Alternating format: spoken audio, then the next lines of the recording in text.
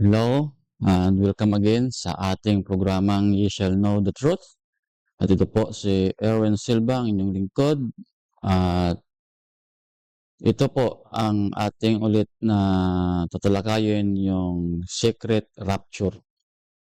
Bali ito po ay part 2 na po ito ng ating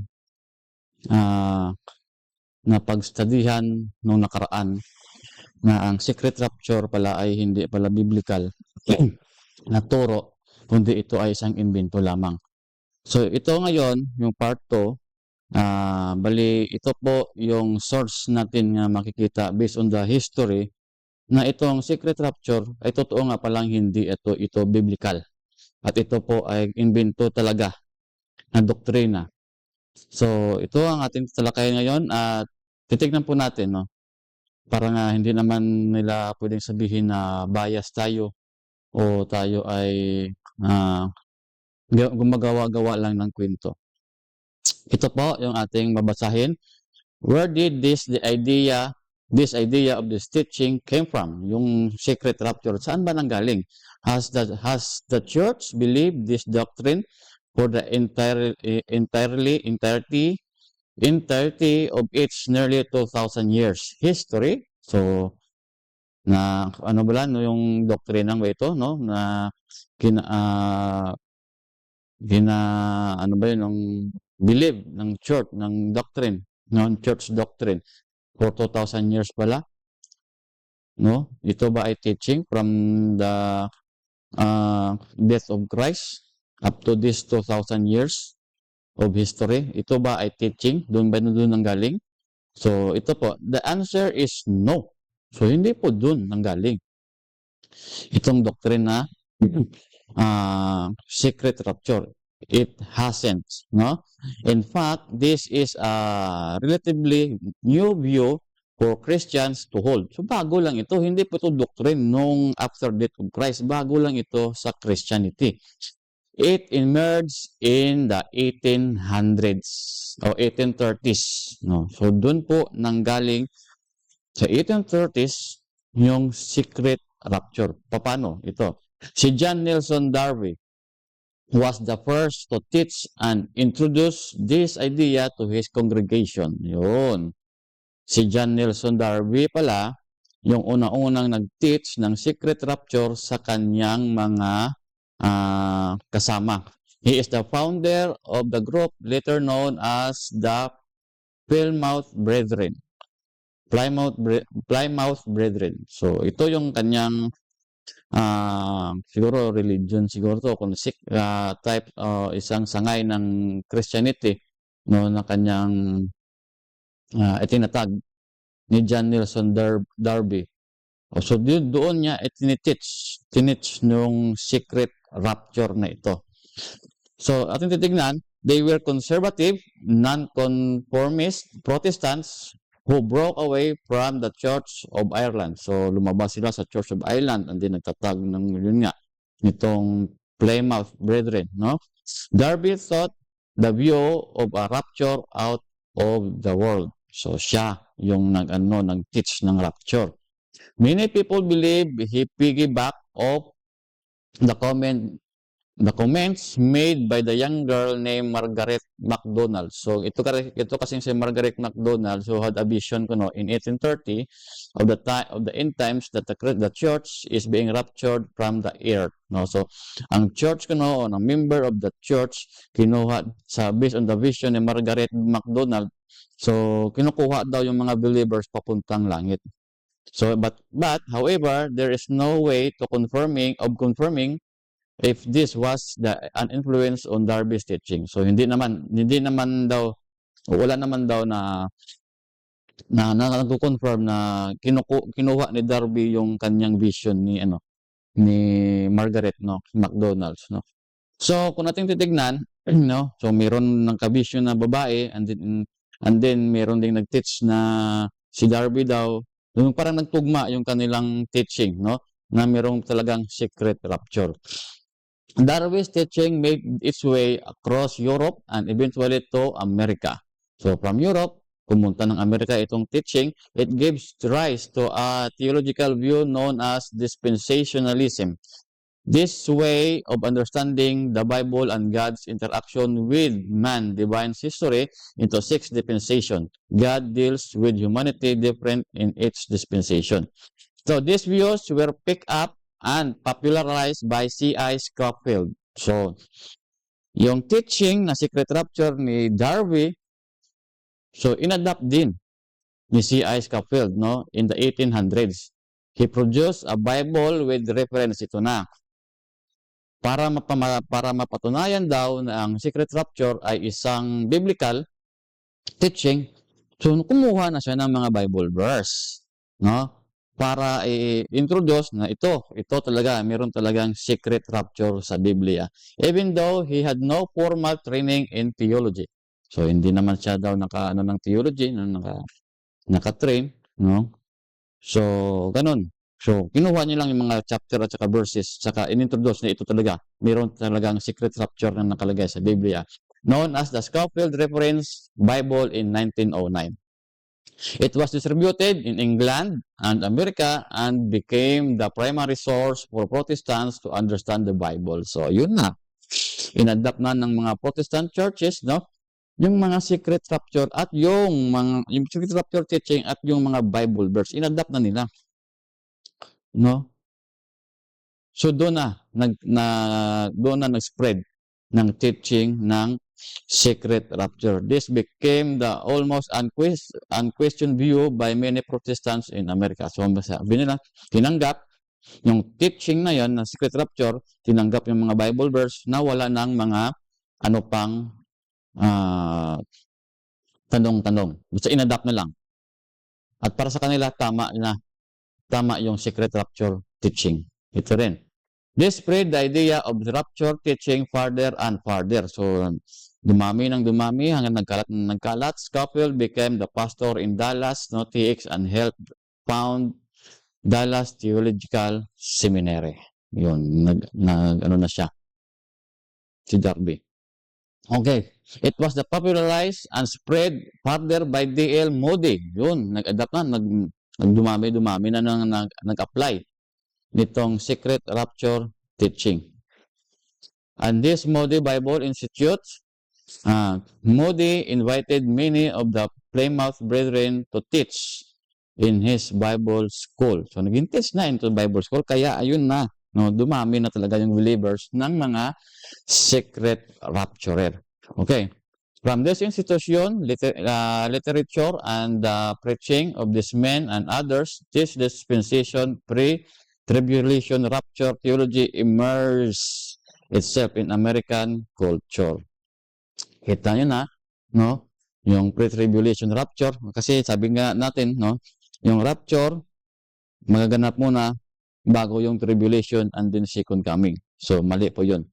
Yung tribulation, wala pong pre-tribulation. Yung tribulation kasi, yung ginano nila na chapter 16 ng Revelation, yun daw yung tinatawag nila nga 7 years of tribulation. Hindi po. That is 7 plagues po na hindi po ma-experience ng mga righteous. Ang maka-experience lang po nun, yung mga unrighteous. Pero kasama sila sa righteous at unrighteous dito sa earth. Pero yung mga unrighteous lang ang maepektuhan, hindi yung mga righteous. No? Kaya wala pong pre-tribulation rapture. This idea embedded themselves deeper into the culture through other media, such as books and movies. So, ginawa na nilang movies. May ginawa silang books, may ginawa silang movies. None of those were more impactful than the Left Behind series. Yung mga Left Behind series na, nandun na sa mga The Simpsons, no? Tapos meron pang ginawa nilang pelikula nga Left Behind, no? The series sold more than 80 million copies. So, ayan, napirahan pa tuloy. Yung maling doktrina, napirahan pa. More than 8 million copies.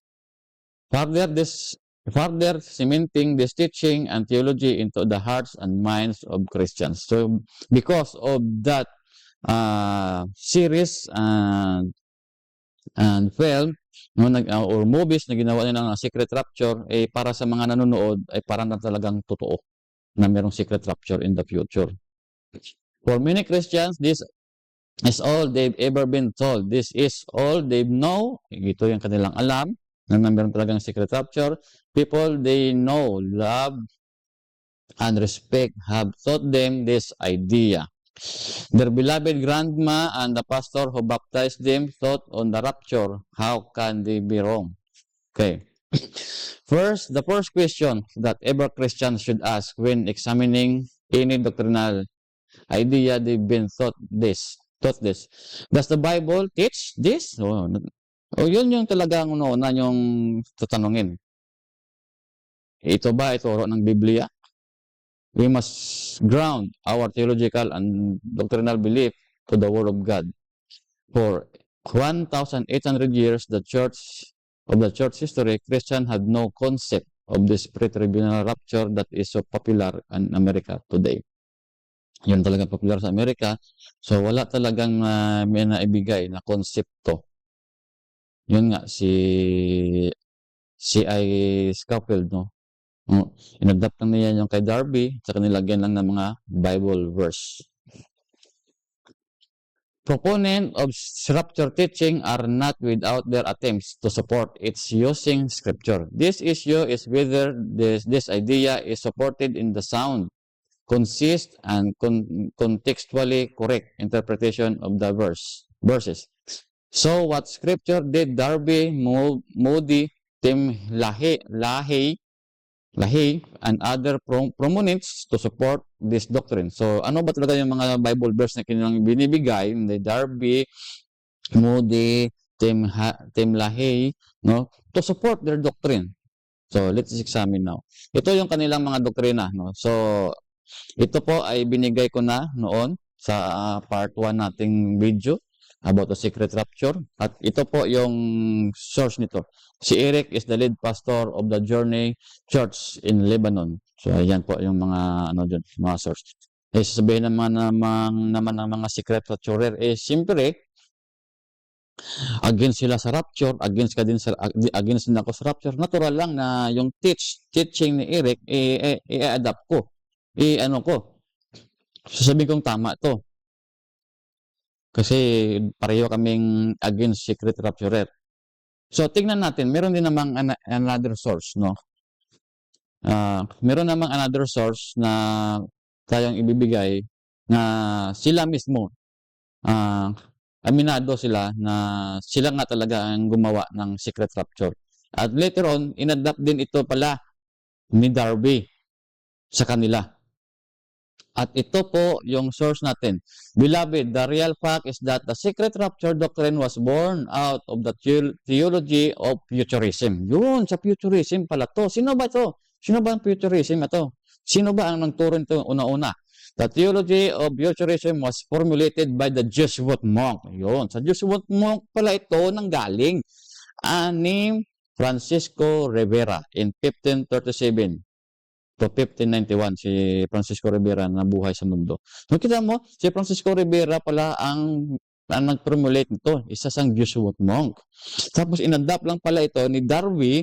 Pag-adapt ni Darby, inadapt din ni C.I. Scofield, no, hanggang na nagiging popular na sa Amerika itong teaching of secret rapture. This theology basically postulates that the Antichrist has not shown up yet, but he will in the future. So, ito pala. Kaya pala ginawa ito ni Francisco Rivera, para sa kanya, yung Antichrist is sa future pa pala lalabas. So, this is a lie again, lies teaching. Kasi yung Antichrist, nandyan na sa kanila. 174 AD pa lang, nandyan na yung Antichrist. At yung mga reformer na yon, na-identify na nila kung sino yung Antichrist. At itong Jesuit na ito, Jesuit Society, ginawa ito ng Catholicism to combat the Protestant Reformation na yung Antichrist teaching nila mali. Kasi alam na nila kung sino yung Antichrist. So, yun po ang ating next topic, kung sino talaga yung Antichrist. So, gusto ni Francisco Rivera na yung mind ng mga Protestant noon, i-revert yung mind ng mga Protestant na hindi talaga yun yung Antichrist. Yung Antichrist pa sa future pa mapapakita after the secret rapture. Yun yung kanilang inimbento. Kaya abangan nyo sa ating ka-third video na at ating alamin kung sino ba talaga yung Antichrist na tinutukoy ng mga ah, Protestant reformers. Okay, unfortunately, Rivera end-time concepts in relation to the Antichrist had been made popular within Christendom and beyond, not because these concepts are solidly grounded on the word of God, but because they had been carried worldwide by books such as Hal Lindsey, The Late Great Planet Earth, and Countdown Armageddon. So yung ginawa yon ni Francisco Rivera, mayroon namang lumabas worldwide ng mga books to support the secret rapture. Nakita niyo, grabing kasinungalingan to mga kapatid, mga kaibigan. Kaya yung secret rapture talaga ay hindi talaga biblical na teaching. Ito po ay kasinungalingan na teaching at ito po ay isang demonic teaching talaga. Napupunta talaga kayo sa impyerno pag kayo ay secret rapturer. Tignan nyo na lang, balikan nyo na lang yung video, kung unang video about the secret rapture. Beloved, from Rivera's futurism ideas, a lot of unbiblical teachings slowly made their way into Christian churches. Yun, mga unbiblical teaching about secret rapture, bumapang na isa-isa sa church at inadapt na hanggang ngayon. Naniniwala pa rin yung mga Christian, yung mga Christian denominations. Halos talaga, majority ng Christian denominations naniniwala talaga sa secret rapture teaching. And one of such teaching in the secret rapture doctrine, even though this doctrine has become very popular and accepted as credible in most Christian churches today, the irony is that it is shattered to pieces when one decided to compare its basic tenets with the Bible, with what Bible has to say concerning the Antichrist power and the second coming of Jesus. Ngayon, gusto talaga nilang ano yun, kunin talaga. So, yung mind ng mga Christian Protestant noon na mga Christian reformer na wala pa talagang Antichrist, no? Sa future pa. No, at saka yung second coming talagang yung mga secret rapturer kasi yung pinapakita nilang Bible verse hindi naman yung secret rapture, second coming naman po yun. Okay, powered by White Throne Ministry. So alam niyo na, yung secret rapture talaga is a demonic teaching came from the Jesuit Society ni Francisco Rivera at inadapt din ng ibang mga Christian churches at nilagyan pa ng mga Bible verse to prove the teaching of the demon, mga lies teaching. So ngayon, may mangyayari ba talagang secret rapture? Merong mangyayaring secret rapture. Pero tignan natin. Gaano ba katotoo yung secret rapture? Operation Bluebeam, detail exposed. Ito po. The second is to make the Christian believe that the rapture is going to occur with the supposed divine intervention of the alien of world. Yun. Ito kasing Project Bluebeam, mga kaibigan, mga kapatid, mga kapamilya kong naniniwala din sa secret rapture. Ito po kasing Project Bluebeam, meron po silang gagawin in the future. Meron po kayong makikita sa kalangitan na hindi nyo mapailiwanag. At isa na po doon yung Project Bluebeam. Isa na po doon yung secret rapture. Kasi po ito po ay isang malaking projector na yung kanilang gagawin. Makikita nyo rin po yan sa mga pelikula, di ba? Yung mga sa Spider-Man Far From Home. Yung kalaban doon ng Spider-Man puro pala yun ni Tony Stark, invention ni Tony Stark na projector na gumagawa ng isang image. Yun yung gagawin nila. At marami na po yung example. Tingnan nyo po yung ginawa nila kay Michael Jackson. Yung video ni Michael Jackson na slave slave to the rhythm. Patay na si Michael Jackson pero binuhay nila by that project na ginawa nilang hologram. Yun yung tamang ano doon, mayamang term. Meron silang gagawing hologram na ipapakita sa buong mundo na yung mga tao talaga ay ni-rapture talaga. Kaya yung mga secret rapture na ito, dito sila talaga madideceive. Talagang makikita nila eye to eye na meron talagang secret rapture. Pero hindi po yan secret rapture. Yan po ay deceiving project nila na yung mga Christians ay talagang maniniwala sa mga lies teaching ng secret rapture. Civilizations coming to rescue Earthling from a savage and merciless demon. Yun, nakita nyo yun? Its goal will be dispose all the significant opposition to the implementation of the New World Order. Gagamitin pala nila nito. Yung secret rapture ay gagamitin pala nila ito sa One World Government. The New World Order. Para yung mga secret rapturer na believers ay madideceive. At saka, yun, makaka-receive sila ng mark of the beast by implementing the New World Order in one major stroke, actually within hours of the beginning of this sky show. Kita nyo yun? Hindi lang po secret rapture ang makikita nyo. Na parang mawawala talaga yung mga tao at saka i-go to heaven. Meron pa silang ipapakita. Mapapakita pa si Muhammad, mapapakita pa si Vishnu, mapapakita pa si Buddha, mapapakita pa si Hesus Kristo mismo sa mga tao. At ito po gagawin po natin, gagawa pa tayo ng isang video nito para mapailiwanag talaga kung ano talaga yung Project Bluebeam. Nakita nyo?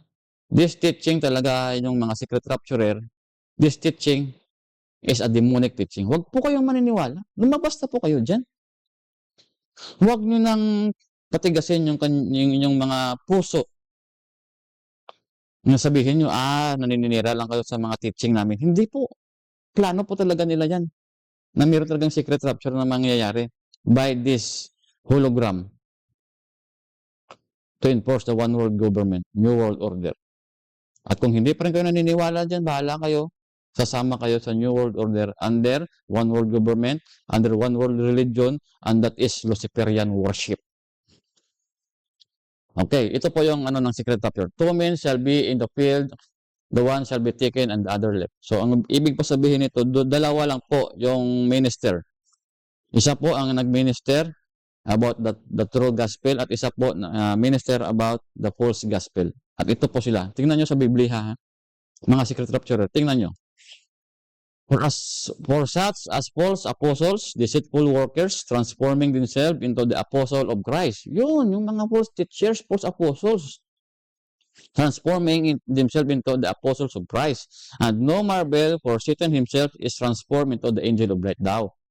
Therefore, it is no great things if his ministers also transform as a ministers of righteousness, whose shall be according to their works. Kaya yung mga secret rapturer na naniniwala dyan, that is the teaching of the false apostles and deceitful workers. That is the teaching of Satan's teaching. Hindi po nila alam na pag ikaw pala ay nag-preach ng secret rapture, isa ka palang ministering angels of Satan. Napakalaki po. Kaya po, mga secret rapturer, huwag niyo na pong patigasin yung inyong mga mga puso.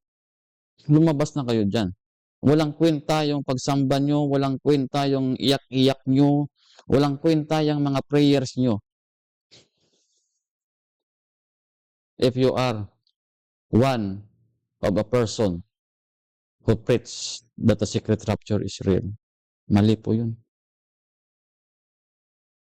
Kaya huwag na niyang hintayin na magsisi kayo sa huli. Okay? So, yung secret rapture talaga is not a biblical teaching and they are the teaching of lies. Teaching of Satan. So ulitin po. Ito po si Erwin Silva and you shall know the truth.